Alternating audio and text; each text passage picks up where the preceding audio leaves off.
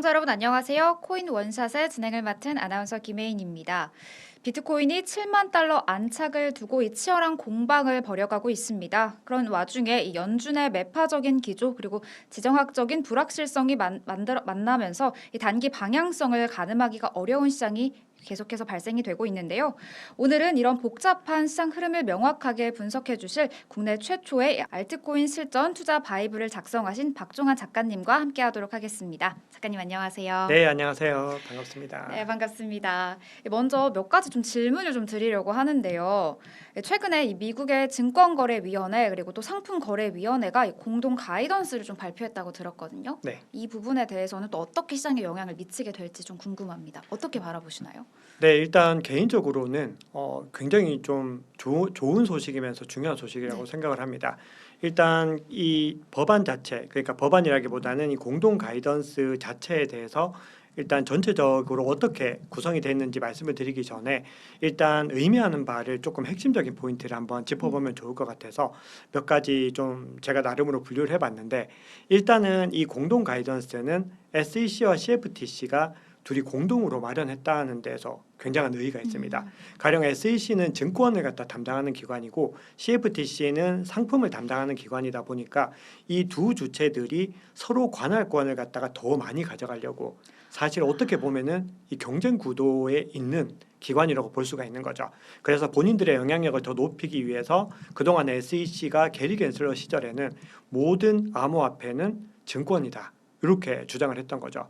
근데 이번에 둘이 의기투합해가지고 만든 이 공동 가이던스 무려 68페이지짜리인데, 이 가이던스의 핵심적인 메시지는 그냥 긴 68페이지를 한 문장으로 축약을 했을 때 대부분의 암호화폐는 증권이 아니다라고 이야기를 하는 거죠.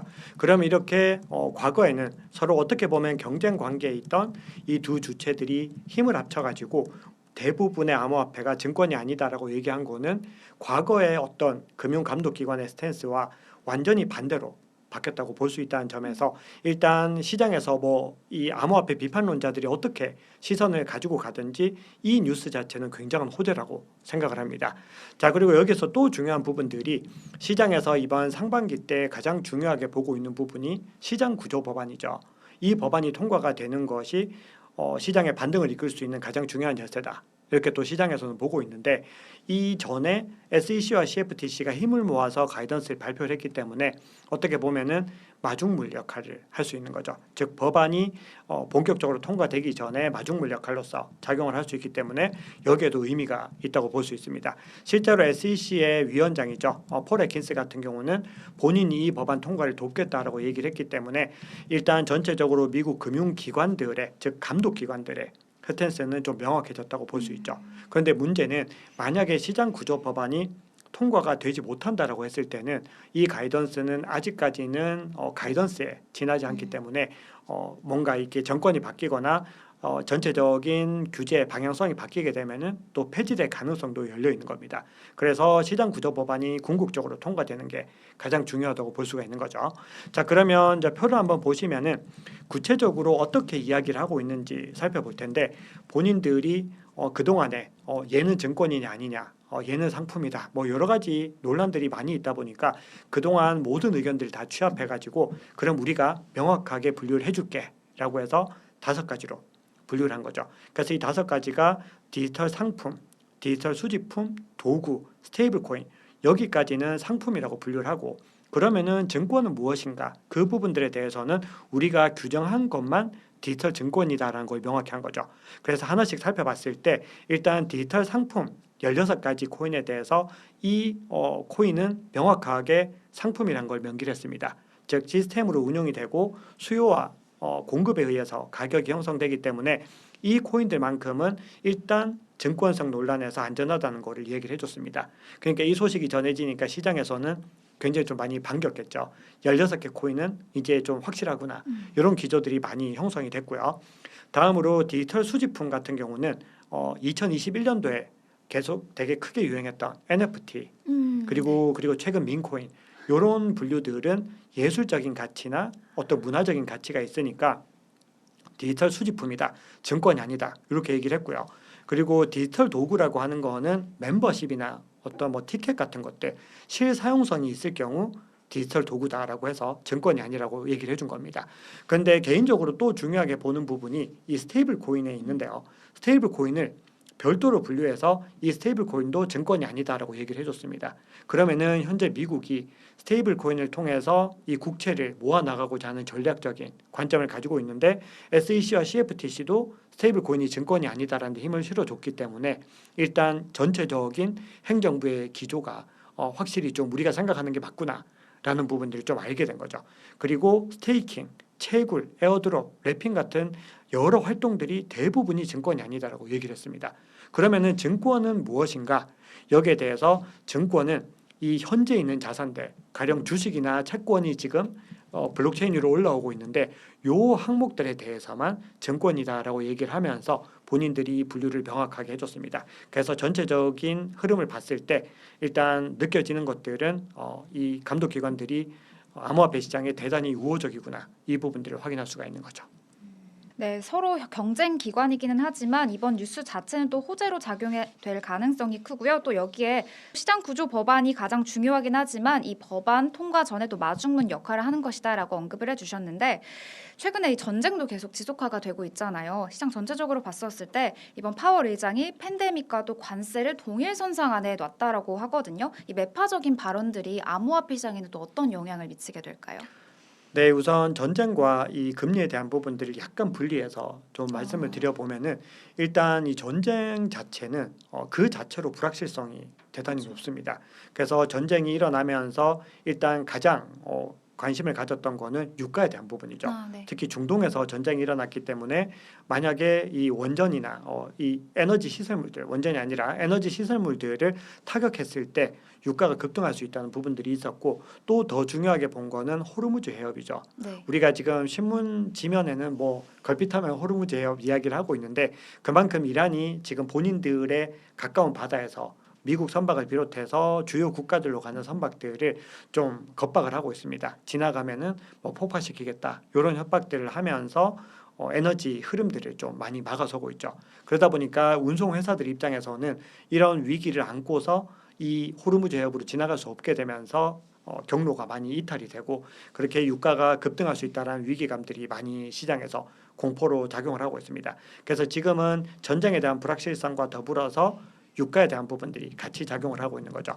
그래서 표를 한번 보시면은 지금 유가가 굉장히 단기간에 급등을 했다가 지금 또 진정 국면을 보이다가 또 들쭉날쭉하게 올랐다 내려갔다를 반복을 하고 있는데 이게 트럼프 대통령의 발언에 따라서 계속 바뀌는 겁니다. 네. 트럼프 대통령이 전쟁 이제 그만할게 라고 하면은 좀 안정을 찾았다가 다시 가만두지 않겠어 하면은 또 급등한 움직임을 보였는데 중요한 부분은 지금 전쟁의 양상은 이제 트럼프 대통령에서 좀 많이 옮겨갔습니다. 이제 이란이 좀 받아주지 않고 있는 국면으로 가고 있는데 트럼프 대통령이 15개 조안을 가지고 우리가 이제 종전을 할 테니까 핵 무기를 좀 폐지를 하고 몇 가지 우리가 얘기하는 걸 좀 따라라 라고 했는데 이란 입장에서는 너무 과도하다. 우리는 따를 수가 없다 라고 하면서 이거를 사실상 받아들이지 않고 있는 거죠. 그러면서 본인들이 5가지를 다시 제시하면서 뭔가 평행선상에 지금 오르고 있는 상황입니다. 그래서 이 흐름들이 좀 빠르게 해결이 돼야지 일단 이런 불확실성과 유가에 대한 부분들이 해소가 될 수 있습니다. 자, 그런데 여기서 이제 중요한 부분들이 이 전쟁에 대한 유가 공포와 함께 더 근본적인 인플레이션이 다시 대두가 되고 있는가 이 부분들인데 FOMC 미팅 바로 직전에 생산된 물가 지수가 발표가 됐는데 저 표 한번 보시면은 예상치를 뭐 거의 0.5에서 0.4% 상회를 하면서 유가가 반영되기도 전에 이미 물가가 올라가고 있다. 이런 공포감이 나오게 된 거죠. 그러면은 시장에서는 현재 인플레이션 상승 추이에다가 유가까지 겹쳐졌기 때문에 금리 인하 시기에는 굉장히 많이 늦어질 수 있을 거다. 이렇게 보고 있고 그래서 CME 패드워 지수를 한번 보면은 지금 연내에는 인하가 어려울 수 있겠다. 이런 관점들도 나오고 있는 거죠.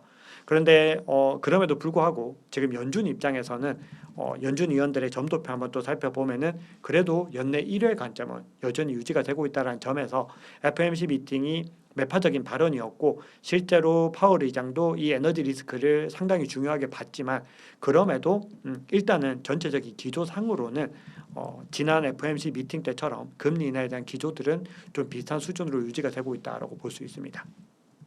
네, 인플레이션과 금리 인상 우려감까지 동시에 존재하는 상황인데요. 그렇다면 현재 시장의 단기 방향성에 대해서는 또 작가님께서 어떤 시각으로 바라보고 계시는지도 굉장히 궁금합니다. 네, 지금 단기 방향성은 일단은 섣불리 얘기하기가 조금 음. 조심스러운 구간입니다. 왜냐하면은 지금 시장에서 상반기에 좀 가장 중요하게 봐야 되는 이슈, 하반기까지 해서 세 가지 정도 이슈가 예정이 되어 있는데 첫 번째 이슈는 일단 전쟁이 빨리 좀 마무리가 돼야 됩니다. 이 전쟁이 마무리가 됐을 때 일단 유가가 안정이 되고 다시 또 통화 정책 시계가 돌아갈 수 있다. 요 기대감이 나오는 것이 일단 첫 번째 미션이고 두 번째는 시장 구조 법안인데요. 시장 구조 법안이 지금 스테이블코인 이자안을 어떻게 할 것인가. 즉 코인베이스는 예치된 스테이블코인에 대해서도 이자를 달라 이렇게 주장을 하고 있는데 그건 왜 그러냐면은 코인베이스가 주된 사업 영역이 그 영역에 있어서 그렇습니다. 아. 즉 본인들이 보유하고 있는 스테이블코인에 대한 이자들을 지급을 해줘야 되는 부분이 있는데 최근에 이제 합의안이 상원과 하원이 같이 힘을 모아가지고 1차 합의안을 만들었는데 여기에서 보관 중인 예치 중인 스테이블코인 이자는 이자를 주지 않는다. 이 부분들이 좀 확정이 되면서 코인베이스가 다시 또 반대표를 던진 상황이기 때문에 시장 구조 법안이 앞으로 어떻게 진행이 될지와 현재 스테이블 코인 이자안으로 진행이 될지에 따라서 일단 결과가 또 달라질 수 있고요. 다음으로는 중간 선거를 역시 가장 기대를 하고 있는데 지금 트럼프 대통령의 지지율이 임기 이후로 최저점까지 거의 36%대까지 내려와 있기 때문에 이 이벤트들을 다 소화해야 되는 이슈들이 일단 굉장히 좀 중요합니다. 그런데 그럼에도 다행히 단기 변동성은 그래도 반등 가능성이 좀 열려 있는 부분들이 이 흐름들이 일단 좀 해소가 되어 가고 있는 부분들이 있고 그리고 시장이 아직까지도 펀딩 레이트가 음수에 머물면서 불안감을 계속해서 가지고 있습니다. 만약에 지금 시장이 먼저 선반영이 돼가지고 이미 가저를 외치고 있다면은 지금 시점부터 오히려 좀 위험할 수 있는데 지금은 여전히 시장이 저평가 구간에 있으면서 주요 트레이더들이 파생상품 시장에서 조심스러운 행보를 보이고 있고 여기에 덧붙여가지고 구조상으로 봤을 때 기관들이나 뭐 장기 보유자들 고래들은 그래도 이 매도 구간들에서 조심스럽게 물량을 계속해서 모아 나가고 있습니다. 그러면은 구조적으로 훼손되지 않은 상태에서 이 이벤트가 해소가 된다라고 했을 때는 일단 비트코인 가격이 단기적으로 좀 긍정적으로 움직일 가능성도 염두에 둘 수 있다고 생각을 합니다. 네, 아직은 전쟁 그리고 시장 구조 법안 또 하반기에는 중간 선거까지 있기는 하지만 이 단기간에는 또 그래도 반등 가능성은 있다라고 이야기해 주셨습니다.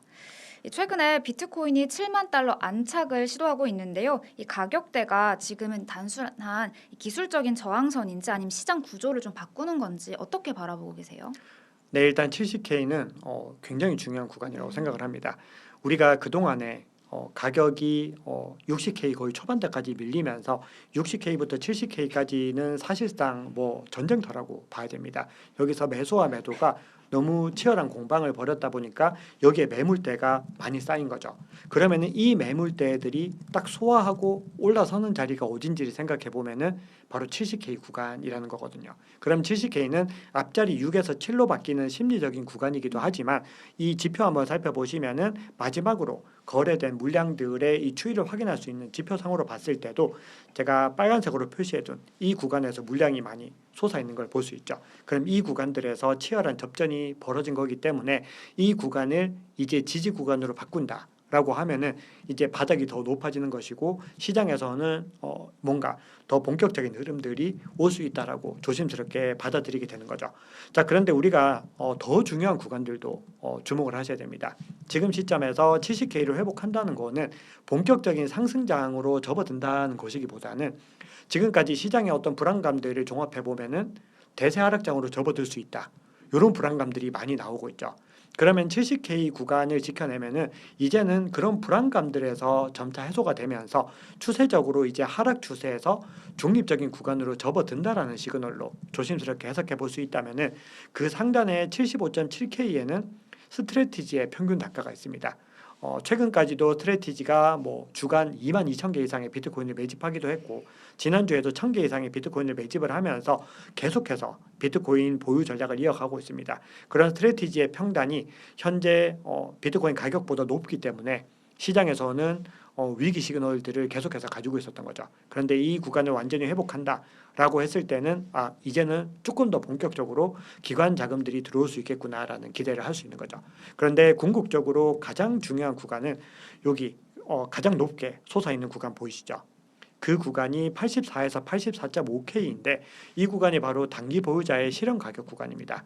지금 현재 시점에서도 단기 보유자들은 계속해서 손절하고 있습니다. 지금 이 손실 구간을 견딜 수가 없는 거죠. 우리가 아까 나눴던 얘기들과도 약간 비슷한 얘기들인데 그렇게 되면은 단기 보유자들이 지금도 손절을 하는데 만약에 본전에 도달한다. 그럼 어떤 행동을 할지 생각해 보면은 본전이라도 찾고 나가자라는 심리로 이 구간부터 물량이 더 많이 나올 수 있다는 겁니다. 그렇기 때문에 더 본격적으로 비트코인이 추세 자체가 이제 상승으로 전환되는구나를 확인하기 위해서는 단기 보유자 실현 가격을 넘어서 이 구간을 지지 구간으로 바꾸는 것이 가장 중요합니다. 네, 지금 7만 달러가 회복하는 본격적인 흐름이 나타나고 있다라고 말씀을 해주셨는데요. 또 더 중요한 구간이 또 84K 구간이라는 부분까지도 함께 짚어주셨습니다. 아까 전에 그 법안 관련된 이야기를 해주셨는데요. 이 클래리티 법안 처리가 또 가시권에 들어와 있다라는 소식들이 계속해서 들어와 있거든요. 그렇다면 이 법안이 실제로 통과가 됐었을 때 기관 투자자들은 또 얼마나 빠르게 시장에 진입을 하게 될까요? 네, 일단 우리가 시장의 기대가 너무 높게 되면은 사실은 그 기대만큼의 반영을 좀 못할 가능성도 염두에 둬야 됩니다. 가령 우리가 바이 더 루머라고 하죠. 지금 시장 구조 법안이 될 것이다라는 이 기대감들이 시장에서 너무 지배적으로 작용하고 있다 보니까 사실 승인이 되고 나서는 또 우리 기대에 뭐 조금 못 미칠 가능성도 염두에 둬야 되는 거죠. 물론 그럼에도 좀 유의미하게 통과가 된다라고 하면은 여기에 대한 기대감들이 분명히 가격 상승으로 동반이 될 텐데 사실 시장 구조 법안의 더 중요한 효과는 그 이후입니다. 실질적으로 이 시장 구조 법안에 의해서 기관의 자본들이 더 유입될 수 있는가 이 부분들인데 저는 앞으로 본격적인 채널을 만드는데 많은 기여를 할 수 있다라고 개인적으로 생각을 합니다. 그게 왜 그러냐 하면은 지금 기관들의 움직임들 한번 보시면은 최근에 모건 스탠리가 비트코인 현물 ETF를 출시를 했는데 이게 블랙락까지는 안 되지만 거의 그 정도 수준으로 시장의 기대를 모으고 있다고 생각을 합니다. 실제로 스트래티지의 마이클 셀러 창립자 같은 경우도 이 소식 너무 중요하다라고 하면서 본인이 포스팅을 하고 있는데 그 이유가 바로 기관들의 자금이 본격적으로 들어올 수 있기 때문에 그렇습니다. 모건 스탠리는 이 블랙락이나 뱅가드 같은 자산 운용사가 아니라 글로벌 은행이죠. 근데 은행 중에서도 사실상 자산 규모 자체가 거의 가장 많은 은행 중에 하나로 모건 스탠리가 들어가게 되는데 이 모건 스탠리가 들어가게 되면은 본인들이 보유하고 있는 이 자산 운용 규모, 본인이 보유하고 있는 이 자본들을 이제는 본인들의 원칙에 맞게 ETF로 편성을 할 수 있다는 겁니다. 그러면은 과거에는 블랙락에 의해서 본인들이 비트코인에 투자하고 싶은 기관들이나 개인들이 들어왔다면은 이제는 그냥 모건 스탠리가 강제적으로 본인들의 원칙에 따라서 비트코인으로 자본을 싣고 여기에 대해서 고객들을 설득할 수 있기 때문에 중요한 창구로서 작용을 하는 겁니다. 그럼 모건 스탠리가 지금 이 시점에 이렇게 움직인다라고 하는 부분들이 우리가 얘기하고 있는 이 시장 구조 법안이 통과되는 것들과도 일맥상통한다라고 생각을 합니다. 결국은 기관 수요가 이제 본격적으로 들어올 수 있는 그 기간들이 가까워지면서 이 전통 은행들이 더 본격적으로 움직인다라는 의미거든요. 근데 여기에 대해서 모건 스탠리의 디지털 자산 총괄 책임자가 또 이렇게 최근에 얘기를 했습니다. 본인들이 지금 하고 있는 행보가 뭔가 포모에 시달려서 하는 것처럼 보일 수 있지만 그렇지가 않고 수년 전부터 차곡차곡 이 과정들을 준비해 왔다. 이렇게 얘기를 한 거죠. 그럼 기관들은 이미 진입할 준비가 되어 있고 만약에 규제적으로 이 트랙들이 이 허들이 넘어가게 되면은 바로 진입을 할 것이기 때문에 이 법안의 통과가 기관 자금 유입과 어떤 관계가 있느냐라고 봤을 때는 굉장히 관계가 높다라고 생각을 하죠. 그렇군요. 앞으로 이 법안이 통과가 되면 또 기관들이 들어오는 창구가 될 것이다라고 말씀을 해주셨는데요. 아까 전에 이 비트코인이 또 7만 달러 안착과 관련된 이야기를 해주셨고요. 이번 또 클래리티 법안 관련된 이야기를 또 지금 방금 나눴는데요. 이 두 가지가 동시에 맞물리게 되면 또 이제 비트코인 시장뿐만 아니라 이 알트코인 시장도 분명히 자극을 받을 것 같거든요. 그 시장은 또 어떻게 될까요? 네, 우리가 시장 구조 법안은 사실은 알트코인의 더 호재인 시장일 수 있습니다. 왜냐하면 우리가 SEC와 CFTC의 공동 가이던스를 이야기를 했습니다. 근데 거기서 16가지 코인이 들어갔는데 비트코인과 함께 15가지 알트코인이 포함이 된 거죠. 그러면은 우리가 그냥 과거를 한번 돌이켜 봤을 때 비트코인을 증권이라고 생각하는 시선이 과거에도 존재했는가 생각을 해보면은 사실 게리 겐슬러 시절에도 비트코인을 증권이라고 하진 않았습니다. 왜냐하면은 그 정도까지 얘기하면은 사실상 이 사람이 뭔가 형평성이 없는 사람이라고 평가될 수밖에 없죠. 왜냐하면 비트코인은 시스템을 통해서 자동으로 돌아가고 있고 어떤 주체가 강제로 무언가를 하지 않는다는 거죠. 그냥 수요와 공급에 의해서 가격이 결정되기 때문에 우리는 이 자산을 디지털 금이라고 부른 거고 그 디지털 금이라는 내러티브에 대해서 반대하는 입장들이 없었다는 거죠. 그런데 나머지 모든 알트코인들, 이더리움까지 포함해서 알트코인들은 증권이다. 이렇게 강하게 얘기를 했는데 이 공동 가이던스에서 입장이 바뀌게 된 겁니다. 거기다가 공동 가이던스에 어떤 내용이 담겼냐 하면은 이 이더리움이 증권이다라는 꼬리표가 왜 붙어 있었느냐 생각을 해보면은 바로 IPO라고 하는 이 이벤트로 올라가게 됩니다. 즉 ICO입니다. 정확하게는 우리가 주식에서 주식 공개를 하듯이 ICO라고 해서 코인 오퍼링을 하게 되죠. 근데 이때 이더리움이 강제적으로 이걸 이제 판매했다라고 하면서 특정 주체의 입김이 작용한 이 활동은 증권이다라고 얘기를 한 겁니다. 그런데 이번에 공동 가이던스에서는 어떻게 이야기를 하고 있느냐 하면은 처음에 그렇게 증권성으로 분류될 수 있는 여지가 있었더라도 이 활동이 다 끝나고 나면은 이제 증권이 아니다라고 정말 지금까지의 관점과는 완전히 반대의 관점을 얘기한 겁니다. 즉 이더리움이 처음에는 증권성의 요소들이 있었을지 모르지만 이미 ICO라고 하는 과정은 다 지나갔다라고 하는 부분들이 언급이 됐습니다. 그러면은 이 시장구조 법안이 이 기조와 같이 연결되는 구간들에 있기 때문에 이 두 가지를 한번 종합해 봤을 때 알트코인으로 이제 점점 더 자본이 실릴 수 있는 이 규제의 명확화가 이루어지고 있다고 볼 수 있는 거죠. 네, 이번 법안과 또 7만 선이 안착이 되면 이 알트코인 시장에는 더욱더 호재가 될 것이다라고 말씀을 해주셨습니다. 아쉽지만 저희가 준비한 시간은 여기까지입니다. 다음 시간에도 더욱더 알차고 풍부한 소식으로 돌아오도록 하겠습니다. 고맙습니다.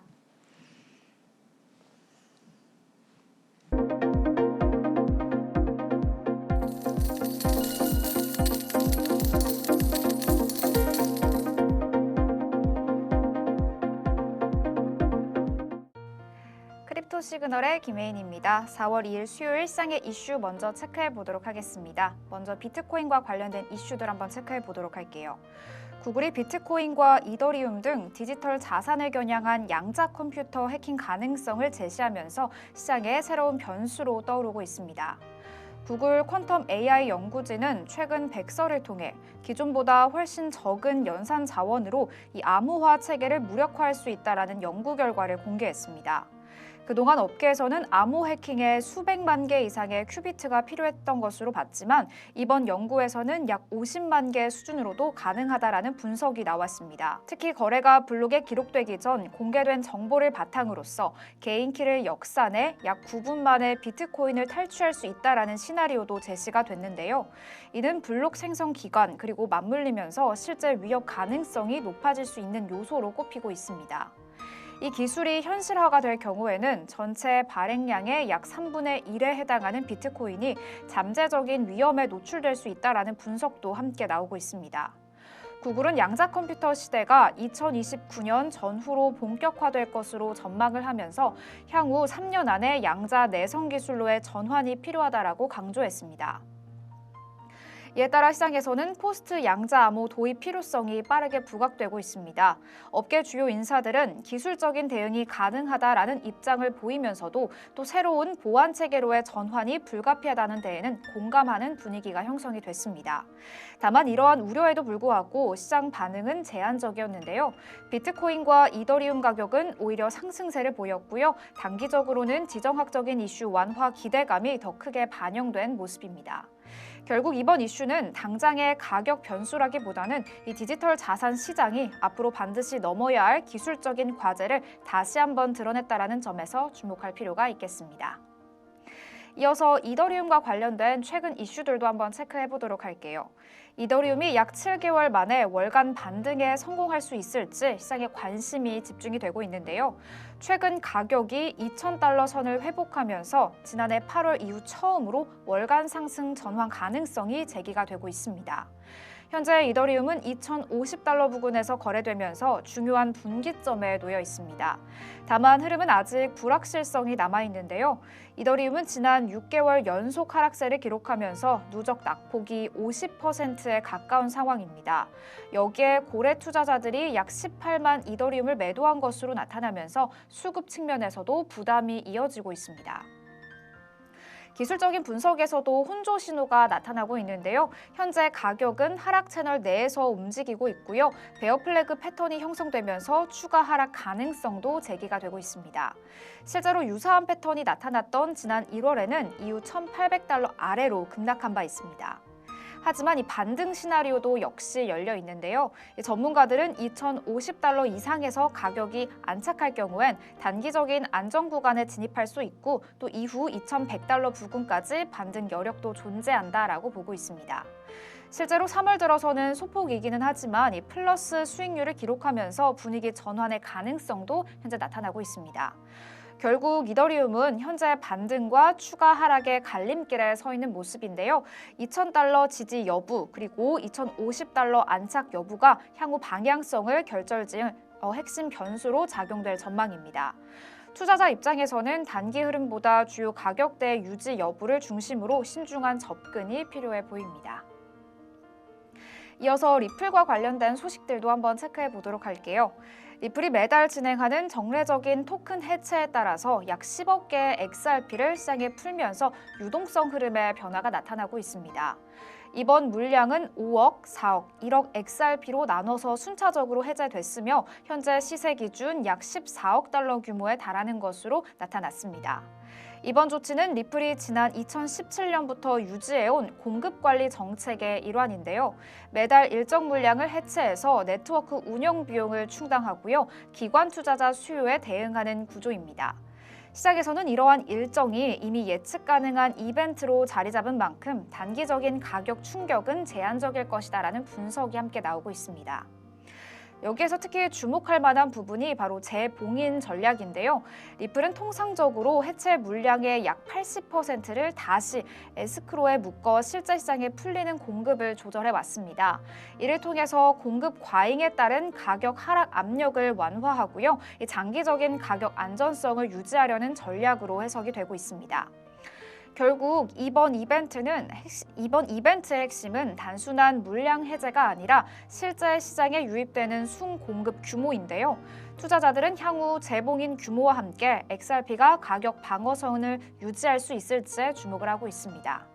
여기에 리플이 글로벌 금융기관과의 협업을 확대하고 있는 점까지 감안을 하게 된다면 공급 관리와 실질 수요 증가가 맞물릴 경우엔 시장의 흐름에도 굉장히 의미 있는 변화가 나타날 것이다라고 보고 있습니다. 이어서 뉴스메타 차트를 이용해서 오늘 시장 확인해 보도록 하겠습니다. 먼저 키보토탈 라인 차트를 통해서 시장 전반적인 흐름부터 살펴보도록 할게요. 현재 바이낸스에 상장된 370여 개 코인 가운데 시그널이 289개 그리고 RSI가 144개의 상승 시그널을 보내고 있는데요. RSI는 단기적인 지표고요. 시그널은 중장기적인 지표다라고 생각을 하시면 좋을 것 같습니다. 여기서 각각 150개가량의 종목에서 상승 시그널이 떴다라는 점에서 시장 분위기 그래도 좋게 흘러간다라고 볼 수 있고요. 다만 단기적인 것보다는 이 중장기적으로 시장의 흐름이 더 좋아질 것이다라고 이 차트는 지금 이야기해주고 있습니다. 이어서 시장의 방향성을 조금 더 자세히 살펴보도록 하겠습니다. 도미넌스 차트 한번 체크해 보도록 할게요. 현재 시가총액을 기준으로 비트코인이 58.09%, 여기에 테더가 현재 7.84%를 차지하고 있습니다. 그리고 시장의 방향성 지표인 이 키포인트 스코어로 넘어가서 살펴보면요. 현재 42%를 나타내고 있는데요. 현재 노란색 구간 끝부분에 연출이 되고 있습니다. 현재 횡보장이 연출이 되고는 있지만 이 파란색 구간과 밀접하게 연결이 되고 있기 때문에 현재 상승장이 연출될 가능성이 높다라는 부분 함께 체크해 볼 수 있겠습니다. 이어서 마지막으로 최근 1시간 동안의 변동성을 반영한 이 라이브 키 포인트 스코어도 보도록 할게요. 현재 단기적인 지표라고 보시면 좋겠습니다. 현재는 마이너스 7.53%로서 이 노란색 구간에 있는데요. 이 장기적으로 보면 상승을 하지만 또 단기적으로는 횡보하는 장이 연출이 된다라는 부분 이 두 차트를 통해서 확인할 수 있겠습니다. 이어서 중장기적인 흐름을 보여주는 비트코인의 메타 차트도 한번 살펴보도록 하겠습니다. 현재 정확한 가격 먼저 살펴봐야 될 것 같은데요. 현재 캔들이 68,103달러에서의 위치해 있고요. 가장 최근에 이 L 시그널이 발동을 했습니다. 이 L 시그널 발동을 기점으로 가장 높은 가격대를 봤었을 때 3.96% 이상 상승했다라고 보여지고 있고요. 다만 지금은 키본 라인 위에서 이 캔들이 형성되어 있지만 횡보장이 이어진다라는 부분들 보여지고 있습니다. 이어서 RSI 차트도 한번 살펴보도록 하겠습니다. 현재 이 파란색 라인이 44.85점을 기록을 하고 있는데요. 현재 50점 이상에서는 매수 구간이고요. 30에서 50 사이에는 매도 구간입니다. 현재 44점이기 때문에 살짝의 매도 심리가 들어왔다라는 부분, 이 부분에서 해석할 수 있겠습니다. 그렇다면 현재 가격선은 어디까지 놓고 봐야 할지 한번 지지 저항선도 체크해 보도록 할게요. 현재 캔들이 68,000달러 선에 있는데요. 1차 저항선은 69,200달러 선까지 나와 있다라는 부분들 현재 나타나고요. 하방은 이 파란색 선인데요. 1차적으로 65,900달러, 여기에서 만약 더 떨어지게 된다라면 64,000달러 선까지 열어놓고 봐야 한다라는 부분, 이 빨강색 라인 그리고 파란색 라인을 통해서 확인할 수 있겠습니다. 이어서 장기 투자자분들께 적합한 키보 스코어 차트도 함께 간략하게 살펴보도록 할게요. 현재 스코어가 가격보다 높이 있으면서 또 격차가 벌어진 상황인데요. 그렇기 때문에 이 중장기적으로는 상승 장세가 연출이 될 수 있다라는 부분들, 이 부분에서 확인을 할 수 있겠습니다. 이어서 이더리움도 한번 체크해 보도록 하겠습니다. 현재 이더리움의 가격 같은 경우에는요. 현재 초록색 캔들이 형성된 부근이 2,100달러 선에 위치해 있습니다. 현재 30일 L 시그널이 발동된 기점으로부터 현재 시점까지 7% 이상의 상승세가 나타났다라는 부분, 이 파란색 박스를 통해서 확인을 할 수가 있고요. 현재 캔들이 핑크색 이 키본 라인선과 비슷한 선에서 움직이고 있다라는 부분들까지 함께 체크해 드리도록 하겠습니다. 이어서 RSI 차트도 함께 살펴보도록 할게요. 현재 RSI 지표에서는 55.16점에 위치를 하고 있는데요. 50점 이상이기 때문에 일부 매수 심리는 들어와 있다라고 해석이 됩니다. 그러면 가격선은 또 어디까지 놓고 보면 좋을지 가격의 지지 저항선들도 함께 체크해 보도록 할게요. 현재 캔들이 2,140달러에 위치해 있고요. 현재 첫 번째 지지선은 2,081달러까지 있습니다. 만약 이 하늘색 지지선이 깨지게 된다라고 하면 현재 2,111달러까지 내려앉을 수 있고요. 그 밑에까지 떨어지게 됐다라고 했었을 때는 2,000달러 선이 깨질 수 있다라는 부분들 현재 이 구간에서 체크가 됩니다. 이어서 다만 상승장이 연출이 되고 있기 때문에 1차 저항선은 2,167달러까지 전 고점 부근까지는 올라갈 수 있다라는 부분 현재 차트상에서 이야기해주고 있습니다. 이어서 리플 상황들도 한번 체크를 해보도록 하겠습니다. 현재 리플 같은 경우에는 가격을 먼저 확인을 해봐야 될 것 같은데요. 캔들이 현재 1.34달러 선에서 위치해 있고요. 가장 최근에 L 시그널이 발동이 됐습니다. 이 L 시그널 발동 후 이 상승장이 잠시 연출이 되면서 가장 고점 부근까지 봤었을 때 1.89% 상승세가 나타났습니다. 그 후 현재는 이 키본 라인 부근에서 횡보한다라는 부분들 최근 시장에서 나타나고 있습니다. 이어서 RSI 지표도 한번 체크해 보도록 할게요. 현재 리플 같은 경우에는 47점으로서 약간의 매도세가 들어왔다라는 부분 함께 체크하면 좋겠습니다. 마지막으로 지지 저항선까지 한번 체크해 보도록 할게요. 현재 캔들이 1.34달러인데요. 1차 저항선은 1.36% 그리고 지지선은 1.33이고요. 만약 이 선이 깨지게 된다라고 했었을 때는 1.2달러까지 내려갈 수 있다라는 부분들 함께 체크해 드리도록 하겠습니다. 지금까지 크립토 시그널의 김혜인이었습니다.